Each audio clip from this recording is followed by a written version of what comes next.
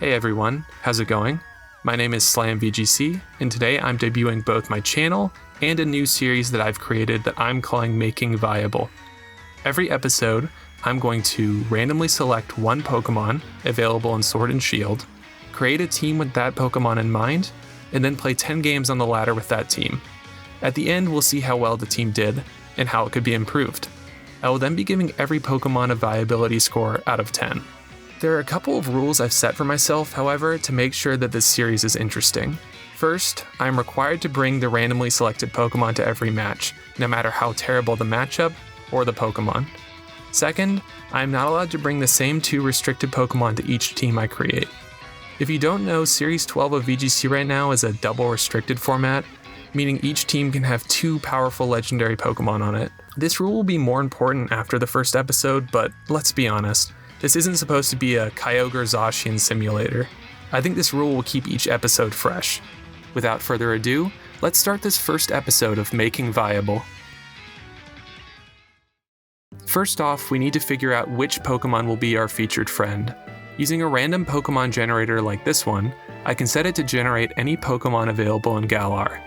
I'm going to make it so that generating legendary Pokemon is impossible, as most legendaries already have some sort of niche in the metagame. So with that, we can click Generate, and Swablu. Okay. Well, I never harbored any hope that this would be easy. So, Swablu. It is the unevolved form of Altaria, which is maybe the worst of all the dragon Pokemon. But let's not get too down on this little guy, he might have something to offer. Looking at Swablu's base stats, we can see that they're pretty terrible. With such low attacking power, this is clearly going to be more of a support Pokemon on our team. I'm becoming sad just looking at these, so let's just move on. Looking at Swablu's moveset, a few things are jumping out at me. The first is that Swablu learns Perish Song, a move that makes all Pokemon on the field faint in 3 turns. A number of successful VGC teams have been built around Perish Song strats, but Series 12 is a tough environment in which to do this because the overall attacking power of a double restricted format is really high, so having bulky enough Pokemon to sit around and trap in opposing Pokemon is quite difficult to do. Swablu gains access to 3 valuable support moves through breeding, however: Feather Dance, Haze, and Tailwind. Feather Dance reduces an opposing Pokemon's attack by 2 stages, making Swablu pretty effective against physical attackers if it can get a move off. Haze removes all stat changes from the field, meaning it can remove stat drops from our Pokemon and remove the effects of an opponent's weakness policy, or any other stat boost they get. Tailwind is particularly interesting as it doubles the speed of all our Pokemon for 4 turns. Speed control in general is vital to VGC play, so I'm hesitant to say that Swablu might not actually be terrible here, but I'm not really going to get my hopes up. Finally, let's look at Swablu's abilities. It has Natural Cure, which removes status conditions upon switching out. It's not really valuable as Swablu is likely going to be ignored by our opponent, and it's so frail that passive damage isn't much of a concern anyway. Swablu's hidden ability, however, is interesting. Cloud 9, an ability that removes the effects of the weather when this Pokemon is on the field. This is the key to Swablu's value for me on this team. We'll get to it when we talk about our team composition though. The Swablu set I settled on has Cloud 9 as its ability, with a moveset of Tailwind, Haze, Feather Dance, and Sing. Sing is a 55% accurate move that puts an opposing Pokemon to sleep if it hits. It's only to be used in tight situations, however, as flipping a coin to potentially win or lose a game is not a long-term viable strategy. I maxed out speed and HP EVs on Swablu, and equipped it with the Focus Sash item. A lot of the time when looking at non-fully evolved Pokemon, the first item that comes to mind is Eviolite, which ups your Pokemon's defense and special defense. On an already bulky Pokemon like Dusclops, this is immensely valuable, but Swablu is so frail that guaranteeing at least 1 attack with the Focus Sash item is a better move here. Investing in HP with such a frail Pokemon is also not the best use of EVs, but our Swablu set doesn't have any attacking moves anyway, so investing in anything but HP doesn't make much sense either. Finally, I think we should give our little Swablu a name. I'm feeling Marshmallow. So now that Marshmallow the Swablu has joined us, what does its supporting cast look like? Well, not to be a normie, but I think for the first episode, my restricted duo will be Kyogre Zacian. I know, but it's a really strong pairing, especially with Marshmallow. Allow me to explain. At first glance, Kyogre and Marshmallow do not work well together. One of Kyogre's strengths is its ability Drizzle, which sets up the rain. So why would we want Marshmallow removing Kyogre's rain? The answer lies in Series 12 as a metagame in general. Most teams that counter Kyogre do so by setting up the Sun, often with Groudon. The Sun is also not Zacian's friend, as she does not like being hit by Fire-type attacks. So here's where Marshmallow becomes important. Kyogre does a lot of damage even in neutral weather, so Marshmallow removing opposing Sun allows Kyogre to smack basically anything on the enemy's team while helping to protect Zacian from Fire-type attacks. Zacian is a basic substitute set here, and Kyogre has the Choice Scarf item equipped so it can outspeed the likes of opposing Zacians and Calyrex Shadow Riders. To fill out the rest of the team, we have Tornadus for speed control, Regieleki to help counter opposing Kyogres, and Venusaur to help against Gastrodon and other water types. This is sort of a classic hyper-offensive team, with most games won or lost in a matter of a few turns. Almost every game, too, I brought Kyogre, Zacian, and Marshmallow as the backbone of our squad, with Tornadus as the fourth for speed support. With that, we have our dream team. Time to see how high Swablu can fly. Okay, game 1 with Marshmallow. They lead Xurkitree and Gastrodon, and I lead Kyogre and Tornadus. I set up the rain with Kyogre, and immediately I'm thinking that I want to set up Tailwind with Tornadus, just in case their Xurkitree is Scarfed, which isn't super uncommon, so my Kyogre will still outspeed. I'm hoping that I can knock out the Xurkitree turn 1, and I know that I'm giving a Storm Drain boost to Gastrodon, but Gastrodon is not really an offensive threat most of the time, so I'm happy to do that in exchange for this first knockout on Xurkitree. Xurkitree being knocked out is great because it's a huge threat to my Kyogre. Gastrodon fires off an Ice Beam into my Tornadus, which even with that special attack boost, as you can see, it doesn't kill my Tornadus.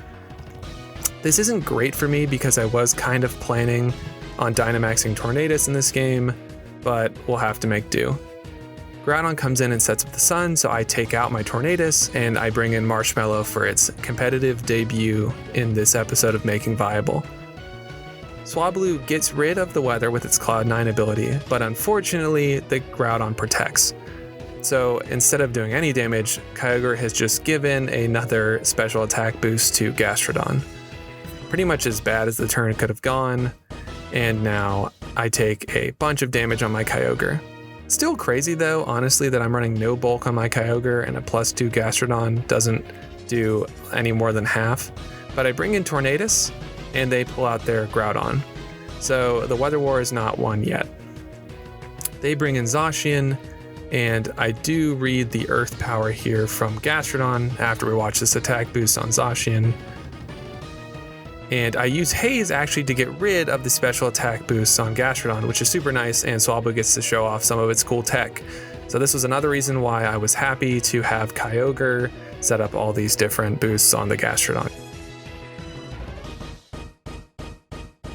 So Kyogre resets up the rain, but again, since Swablu's out here, it's not really doing much. Swablu, as you get to see, gets to Feather Dance the Zacian, which is really cool. So Zacian now is at -2, or actually -1, I guess, because of the Intrepid Sword boost.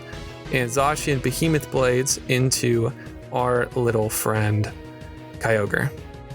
And you can see how little a -1 Behemoth Blade is doing on Kyogre. So definitely some damage being done by Swablu here. And as you can see, it actually tanks a super effective Ice Beam. So as I was talking about, when I run a full support Swablu, it's kind of fun. It does get a significant amount of bulk and speed. Once again though, however, I am just giving free special attack boosts to Gastrodon, which is a real bummer. And a big reason why this isn't going great. Swablu cannot get off Feather Dance, and then Gastrodon does the inevitable and kills our little friend. Well, knocks out our little friend. So I bring back in Tornadus, but I'm going to be honest, things are looking kind of bleak here. Zacian comes out, Groudon comes in, so the sun is up once again, and I have no way to remove the weather with our Swablu. now that it has been knocked out. So then they make a big turn here and they Dynamax the Gastrodon, which I'm going to be honest is really bad because their Gastrodon is boosted up. I cannot haze away any of its boosts anymore because Swablu is gone. And just keeping it honest, it's looking pretty bleak here.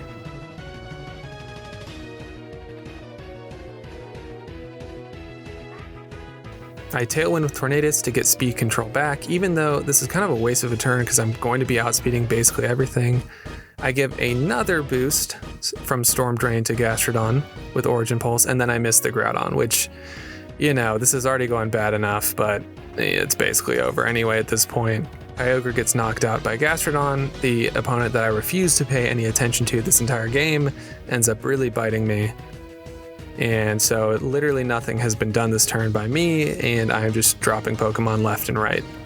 Bring in Zacian because it's my only option. The sun's up permanently now because my Kyogre and my Swablu are gone, and it's really just a matter of time. Zacian isn't going to live a +2 Max Quake from Gastrodon, but just for fun, I max my Tornadus because I haven't used a max this turn, and I love sitting through the Dynamax animation. No, seriously though, I really don't know what was going through my mind at the time, but I was like, there's no way I'm going to forfeit, so you get to see a rare 32 HP Dynamax Tornadus. I protect my Zacian, preparing for the inevitable. I'm still fast, so I just get off the strongest Max Terror Stream I can onto Groudon. As you can see, Life Orb Tornadus does a good amount of damage, even considering that I'm running more of a speed and defense-oriented set on my Tornadus. However, as you can see here, if it missed the Rock Slide, I might actually have a chance here, but it does not. I mean, it's a 90% accurate move, so it's unreasonable to expect the 10% chance. Tornadus goes down, and we get another long animation, which, as we all know, is our favorite part of Sword and Shield. And here comes the big, I think it's +2 Max Quake stab from Gastrodon, and even through Protect, you can see it's doing almost 50%, meaning that I'm just going to get absolutely blown up this next turn.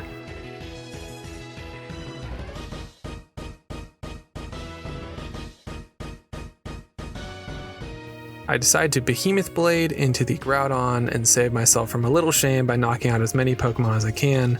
JK did it into the Gastrodon. You can see how little that does because it is a resisted move, and Groudon gets to do the final honors of knocking out my Zacian.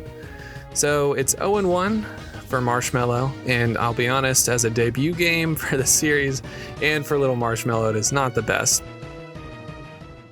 So in Game 2, I got destroyed by Swift Swim Seismitoad because, once again, I assumed Venusaur would deter my opponent from bringing it. Will I ever learn? Who can say? I do hit a Sing on Calyrex though, which was funny. 0-2 for Marshmallow. So Game 3, my opponent forfeits after one turn, as my opponent thinks that Kartana is anything but the frailest of glass cannons. So 1-2 for Marshmallow, even though it had to sit in the back. Game 4, my opponent forfeits after one turn again, even though I think they were in fine position, honestly. I think they had some Jinx dry skin strats in mind that got foiled when I read their switch out turn 1, and we take those. So it's 2-2 for Marshmallow. Game 5 is going well until I miss Thunder from my Kyogre onto theirs, and Zacian just can't bring us home. Marshmallow gets to haze away another weakness policy though, which is cool. 2-3 for Marshmallow, and it really should have been a win, which stings. In Game 6, I confront the scariest thing for this team, Tailwind plus Regieleki. I stagger my Tailwind effectively at the beginning, but it's just too much damage from their side, and I once again refuse to bring Venusaur to a matchup where it would have been pretty great. So it's 2-4 for Marshmallow, and the lack of offense from Marshmallow is really showing why it's a problem in this format. So in Game 7, I think I was actually asleep or something, because I max Lightning and Amoonguss and keep in a no-sleep turn Zacian against Groudon. I think the worst part is I almost win because of a 2-turn sleep, but I really didn't deserve it. We are 2-5 for... Oh. Well, we take those, baby. 3-4 for Marshmallow. Alright, Game 8 is the second game we'll be looking at in depth, and my opponent leads Amoonguss Zacian.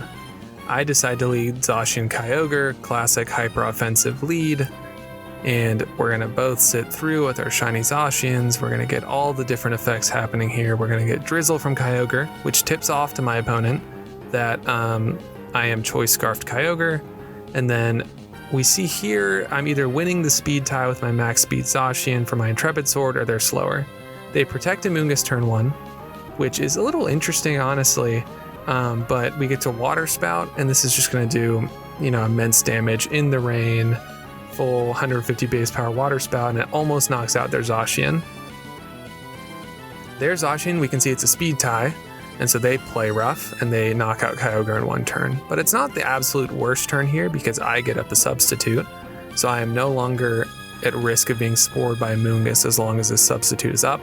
I bring in Tornadus, so I can start getting speed control up, because we now know it's a speed tie between our 2 Pokemon. But, this is a big but, I do not do that. And I decide to Dynamax Tornadus for really no reason at all, even as I'm commentating this after the fact. In my mind, I had already Tailwinded, which is just factually untrue. And so I just assumed my Tornadus was going to outspeed Zacian, which is literally the 3rd fastest thing in this format. Oh, no, it's not. I forget about Pheromosa. But anyway, they Rage Powder. I win the speed tie this time, so I get a Behemoth Blade onto Amoonguss. Animation never gets old, am I right? So we'll watch this here. Does a really good chunk, 75%, crazy. But, and here's the big mistake, I don't bother looking at the calcs, and if I did, I would see that there is never a world, even a max bulk, max defense Tornadus is surviving this Behemoth Blade from Zacian. So that is a classic not use your Dynamax turn. I guess like in the craziest of worlds, if they had attacked my Zacian, this would have been a good turn for me, but it was just horrible. I get literally nothing out of that interaction. So we bring in old Swablu. We got 2 Pokemon left, and I'm going to be honest, things are not looking great. But I protect my Zacian, hoping they don't target down Swablu. And then they Rage Powder, which is smart actually, because Feather Dance could have been really good here onto their Zacian if they were not expecting it. They Behemoth Blade into my Protect, which is good. I still have my substitute up. And then I get my Tailwind off from Swablu, which is actually a really good tech. I don't think a lot of people expect anything from Swablu, because I don't expect you to ever see it run anywhere. But now I have speed control, which is really nice. And my Swablu, because of my EVs, is actually going to outspeed even their Zacian. So I get to Behemoth Blade into their Regieleki. And unfortunately, because of Amoonguss's ability, it's going to get back 1/3 of its health when it swaps back in, but this damage on Aleki is permanent, so it's down to Sash. This is a moment where it would be really, really nice to have an attacking move on Swablu, but I do not. Because just being able to finish off Regieleki would be super nice. But we get the fun Feather Dance animation, which I have never seen before, these sets of games, onto their Zacian, and they Behemoth Blade. So we'll sit through this animation for a second. And it's into Swablu, and check out, honestly, Swablu takes this like a champ. Like, once again, max bulk Swablu, pretty good. So they protect Aleki, which I don't really understand. I feel like an Electro Web might even break my sub, but they double protect. Oh, because they're stalling Tailwind turns, that makes sense. I understand that. I'm targeting down Aleki because I know that I can beat their Zacian, and we almost get to see Sing come out here, but unfortunately it does not. Rains up from Kyogre, and I know they have Palkia in the back most likely, so that's not bad. So I get off Behemoth Blade. Behemoth Blade goes into Aleki. I'm not 100% sure why I was targeting down Aleki when Zacian's here to do so much damage, but I guess it's because I'm never outspeeding Aleki after this, so that kind of makes sense. And if only we had hit this Sing here, I think we actually might have had a chance to win this, but as you can see, they have now realized the full potential of Swablu and are sending it to its early demise. So unfortunate. I don't know how anyone has the heart to knock out such a fluffy blue little bird, but somehow they manage. So Amoonguss comes back in, and they Rage Powder because they're just going to get rid of my substitute this turn. So for the 800th time, we're going to get the Behemoth Blade animation. It's a shame that such a powerful move has such a long animation. I mean, it looks cool the first time, honestly. I was a fan. But anyway, we get the knockout on Amoonguss, which honestly, it looks like a roll if it was 75% the first time. So it's nice to get rid of it. But now they're finally going to take out my substitute. For a minute, I was like, maybe it's neutral damage, it's a -1 Zacian. I thought maybe my substitute might hold up, but I mean, the attack stat on Zacian and its Hero of Many Battles, I think it's called, form is just so strong. So Palkia comes out. At this moment, I remembered that they have not Dynamaxed, so it is really GG's here. And so we get the Dynamax animation, which everyone knows and loves. So good. Never been better. And the only reason that I haven't forfeited right now is A, I felt beholden to not forfeiting, and B, I'm carrying Play Rough, which is becoming less and less common, and I wanted to see how much damage a +1 Play Rough did to a Palkia. But first, I extend the inevitable for some reason, and I protect my Zacian. So they Sacred Sword, which is a good option, honestly, but I'm pretty sure that Behemoth Blade will do more damage because it's stab and a stronger base power. But here comes Max Quake, which does a great chunk, and I'm pretty sure that would have just KO'd me if I wasn't protecting. But after these special defense boosts, we'll get to see how much damage a Play Rough from Zacian does to Palkia after they Sacred Sword me, which I do survive because as you'll remember, thanks to Swablu, they're -1. Play Rough comes out and that is just a massive chunk of damage. Actually crazy. That's like the main reason why I wanted to show this off. That was like 90% damage to a Dynamaxed, like bulky Pokemon restricted like Palkia. It's just crazy. And that makes us 3-5 overall. Game 9, I'm still mad about. I completely choked at the end and lose to Imprison Zacian and support Regigigas that somehow stays on the field long enough to lose Slow Start. I really don't want to talk about it. 3-6 for Marshmallow, plus plenty of lost hairs from pulling them out in frustration. Okay, it's game 10. Time to see what Swablu's gonna do. 3-7 is pretty terrible. 4-6, more respectable. So they lead the classic double fake out lead with Rillaboom and Incineroar. Intimidate from them doesn't really matter because they're two special attackers. But Rillaboom's going to be a problem, I'm not going to lie. Its Grassy Glide is just going to do a ton of damage, even if I Dynamax Kyogre. And if they have Wood Hammer, it's just going to destroy me. So I need to switch out Kyogre, which I do. And then Zacian comes in because it'll resist the Glide. It'll still do a good chunk of damage because it's a strong move from a strong Pokemon. And it is in Grassy Terrain. I will say that Rillaboom's pretty busted, I'm not gonna lie. But I choose here to Dynamax my Venusaur turn 1. Now Venusaur runs a lot of different moves, and honestly, I don't think a ton of people expect you to run Max Ooze these days. It shows up a good amount of the time, but you could also bet that it'd run Weather Ball or something else like that. But I'm running Max Ooze, and it's time to do some damage to this Rillaboom. So Incineroar fakes out Venusaur, which isn't super surprising. They might have thought Sleep Powder was coming out. Grassy Glide comes out and does a huge chunk of damage to my Zacian, but it's a crit, which is tough. You know, you never want to see him. But I Max Ooze out with Venusaur, love that animation, and I one-shot Rillaboom, which is honestly shocking. It's a pretty bulky Pokemon. But as you can see, I got my own critical hit. It's a crit for a crit, but I think mine was a lot more important. So now Venusaur's at +1, and we've already taken out one of their Pokemon, which is pretty sweet, I'm not gonna lie. Get a little passive recovery for everyone because of the Grassy Terrain, so Venusaur has barely taken anything from that fake out. And here comes Thundurus. One of the hardest Pokemon to deal with in this format, and as you can see, as most often happens with Thundurus, they're gonna Dynamax at turn 1. That means it's a defiant physical Thundurus as opposed to a special support Thundurus that you see sometimes. And so they're going to max Thundurus, and I think that I have no choice but to just try to do as much damage as I can to it. And so as you'll see here, I'm going to Behemoth Blade with Zacian. Now keep in mind, this is a resisted move, okay? This steel type move is resisted by the electric type Thundurus, so it's probably not going to do that much damage, right? Wrong. It does a huge chunk. It does 75% to a Dynamax resisted Thundurus. So Thundurus Airstreams, but this is why we're holding the Koba Berry on our Venusaur. So we're going to take less damage from this move. As you can see, we tank it great, which is awesome.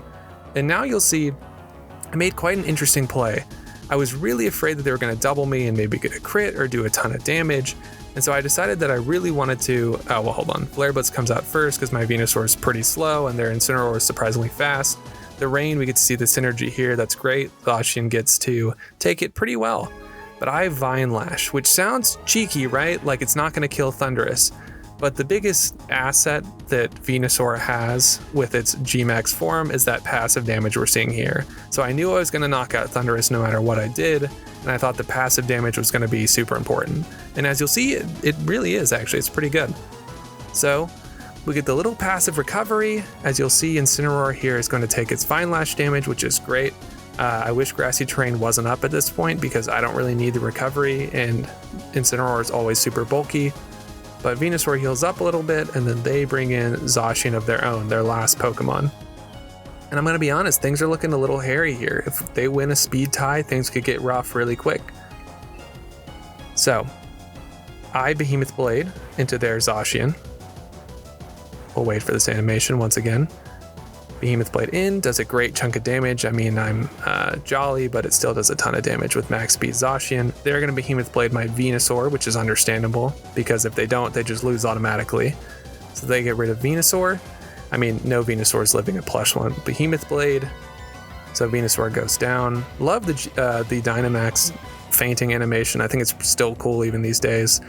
And then they are going to knock out my Zacian with their Incineroar.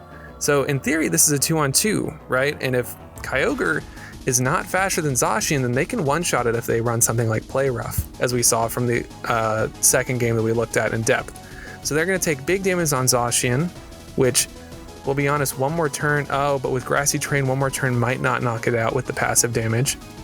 Incineroar gets hurt here, and I'm going to bring in my back 2, which is going to be Kyogre and our little friend Marshmallow in Game 10. Will it leave an impact?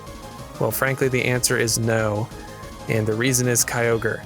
Because since we're Choice Scarfed, there's really no way that they can ever win this. Because I'm going to get off a max strength Water Spout, whether it's this turn or next turn, and that is going to pick up the double KO. So Marshmallow is really here just to watch its teammate knock out a bunch of innocent Pokemon. But that's great. So Game 10, I'm happy to say we get the win. 4-6 for Swablu, and we have defeated Will. This ends the first set of games for Making Viable. Marshmallow the Swablu finished with a 4-6 record across 10 games and lifted team morale across the board. Now it's time for me to give Swablu its viability score out of 10. The pros of Swablu as a competitive Mon are as follows. 1, it has access to Tailwind and can reach a high enough speed to outspeed basically everything but Regieleki under Tailwind. 2, Feather Dance is a great support move for common physical restricted Pokemon like Groudon and Zacian.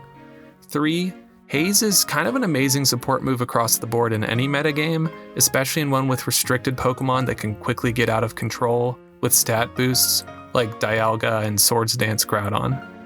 4, Immunity to Ghost and Ground typing is valuable in this format and in general, and makes Swablu an interesting defensive pivot if anything else, if you're trying to get predictive. Now for the cons of Swablu. 1, its defensive stats are abysmal, there's no way around it. One hit is most often taking it down to Sash, effective or not very effective. 2, it has literally no offensive pressure. Opponents are content to ignore it when it's on the field, and to be honest, I don't really blame them.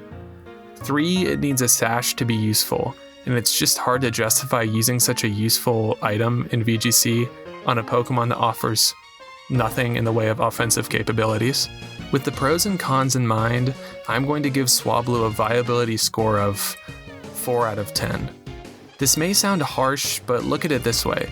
For being an unevolved Pokemon with a base stat total of 310, 4 out of 10 is pretty good for a format where you can bring 2 restricted Pokemon to every fight. For context, Swablu shares the same base stat total as Mime Jr. and Abra. That's a baby Pokemon, and a Pokemon whose entire gimmick is that it doesn't learn any move but teleport by level up. So Marshmallow and Swablu's everywhere, wear that 4 out of 10 as a badge of honor. This concludes my first episode of Making Viable. I hope you enjoyed watching my games and learning about my team building process.